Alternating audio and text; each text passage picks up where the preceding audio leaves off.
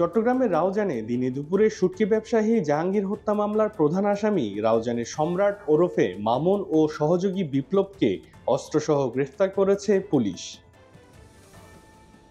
গতকাল রাতে রাউজান উপজেলার নোয়াপাড়া থেকে তাদের গ্রেফতার করা হয়। এ সময় তাদের কাছ থেকে একটি রামদা, দেশীয় এলজি, বিদেশি রিভলভার, ৫ রাউন্ড গুলি এবং ২ রাউন্ড কার্তুজ উদ্ধার করা হয়েছে।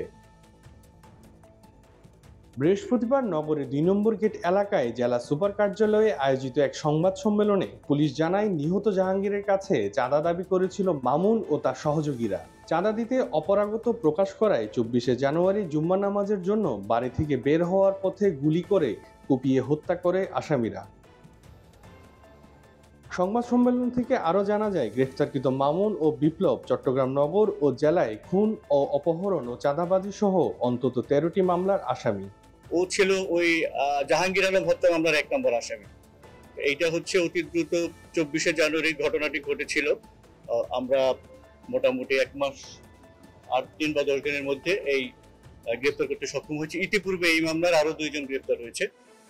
তাদেরকে আমরা সিএমপি এলাকা থেকে গ্রেফতার করেছিলাম। এই মামলায় আনুমানিক ১০-১২ জনের মতো ছিল। আমরা ৪ জনকে গ্রেফতার করতে সক্ষম হয়েছি। মামুন হচ্ছে রাউজান এলাকার ত্রাস। তাকে ওই আশেপাশের যারা তার যে বাহিনী, তাকে কিং অফ রাউজান নামে তাকে নামগুলো এন্ট্রি করা থাকতো, কিং অফ রাউজান। তার রাউজানের সম্রাট হওয়ার তার একটা উদগ্র বাসনা ছিল। Debashis Chakraborty, C voice 24।